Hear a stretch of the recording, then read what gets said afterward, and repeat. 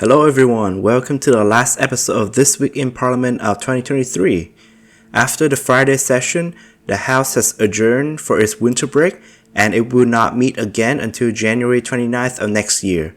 So many of the legislation had been discussed in the past made its way back to the floor. The House started off the week with a second reading of Bill S210, which was previously discussed on November 23rd. Titled An Act to Restrict Young Person Online Access to Sexually Explicit Material, the legislation making an offense for organization to make sexually explicit material available to young person on the internet. The Conservative Party support this bill and want to clarify that this legislation will not outlaw pornography and it will not affect those who are above the age of 18. Implementation of this bill is dependent on the mechanism of age verification, which the regulatory agency has 1 year to develop during the 1 year post-royal assent period. The Bloc Québécois also support this bill and emphasize how exposure to pornography can affect psychology of young people. Supporters of this bill emphasize how people who have watched pornography had a distorted perception on sexual intercourse and sexual assault. On the other hand, the Liberal Party argued that the legislation is virtually impossible to be implemented. They stress that it is impossible for a website to verify the age of the media consumer and maintain privacy. Also, they was also concerned that the media consumer can use falsified information to enter the website or use VPN to overcome the firewall. As a result, only 15 of the Liberal MPs support the bill, but with support from the Conservative, the NDP, and the Bloc, Bill S210 has passed second reading and entered to the Committee on Public Safety and National Security. Discussion was also continued on Bill C-57, the Canada-Ukraine Free Trade Agreement Implementation Act, which has recently returned from committee. The Conservative Party continued to oppose the legislation due to the inclusion of carbon pricing in the text of the bill. The Liberal Party criticized that this reasoning was illegitimate since the Conservatives have voted down on multiple items that fund multiple initiatives to assist Ukraine during last week's 36-hour voting marathon. This bill will likely to be passed with the support from the Bloc and the NDP, which concern is mostly around the right that this free trade agreement gives to multinational companies that enable them to sue government if certain legislation is adopted by the government that would affect the company profit. Bill C-58 is another government bill that received full support from the NDP and the Bloc, but total opposition from the Conservatives. The legislation aims to amend the labor code to outlaw the practice of hiring replacement workers by the employers. This bill was tabled to protect workers who were on strike and help facilitate faster negotiation between the employers and the union.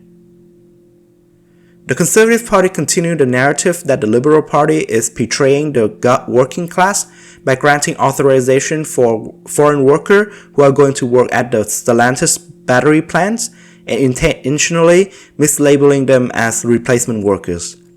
The NDP and Bloc Québécois support this bill since the party had previously tabled similar legislation in the past, and their political stronghold British Columbia and Quebec had adopted similar law. However, the NDP and Bloc urged the government to speed up the implementation process, which is currently set at 18 months after royal assent. Private member motion M96 also have a similar pattern of voting record. The motion aims to amend the Canadian aviation regulations. To be specific, the motion requests the House of Commons to acknowledge the conclusion made by the International Association of Firefighters with regards to the substandard practice of firefighting and rescue at Canadian airports. The motion calls on the government to update the Canadian aviation regulation to match the criteria set by the International Civil Aviation Organizations. This motion passed without the support from the Conservative Party, which opposition is not due to the difference in beliefs, but because the party wished for this motion to be tabled as a bill instead, so it can be studied in committees instead of as a motion.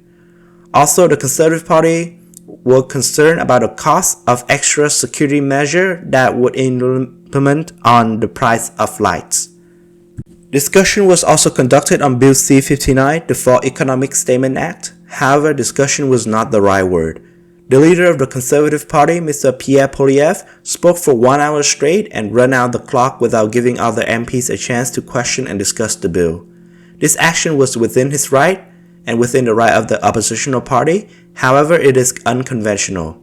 This fact is not lost on other parties, and several points of order was raised either in the right or wrong manners to try to stop the Conservative leader's actions. The House also engaged in the third reading of the Public Sector Integrity Act, Bill C-290, was tabled by the Bloc Québécois with the aim of amending the Public Servant Disclosure Protection Act to increase the protection provided to whistleblowers who work for the government. The legislation expanded the type of public servant covered by the current act and extended the duration of reprisal complaint that to be submitted. The Liberal Party support this bill, but believe that there is overlap between the current existing mechanism and this legislation, which can lead to wasted resource.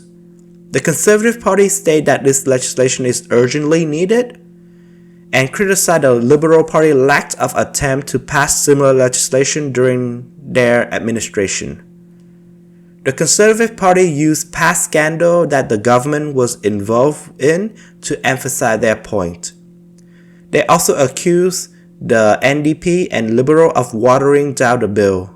On the other hand, the New Democrat accused the Liberal and Conservative of their lack of action to protect whistleblowers, and these two parties had voted down several amendments that would have further strengthened the protection offered to whistleblowers. Bill 355 was also revisited by the House of Commons. This legislation aims to prohibit the export of horses that will be used for meat. I have discussed this bill during the first episode of TWIP, but to summarize, the legislation will require exporter and transporter to make sure that the horse being transported by air won't be slaughtered for meat. The Liberal and NDP emphasize the harsh condition that these horses have to endure, which necessitate additional safeguard. This idea was opposed by the Conservative Party, which emphasized the low mortality rate and how this legislation can impact horse breeders, many of whom are indigenous. The Bloc Québécois support this bill but wonder why it is only focused on horses and if more reformation is needed for transportation for all livestock.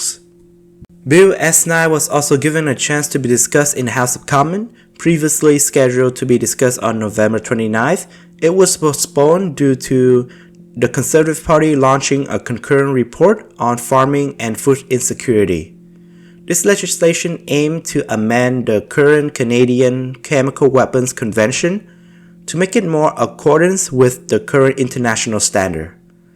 Despite the delay due to partisan mechanism, it seems like all parties are in accordance with the necessity of this bill, and they will likely vote in favor for the bill when the House meet again. That's all for this week, folks. Actually, that's all for this year. This is the last episode of TWIP for the year of 2023, since the House is adjourned for the winter break and won't meet again until late January of 2024. Thank you so much for your support, and I hope you and your loved ones a happy and pleasant holiday in 2024.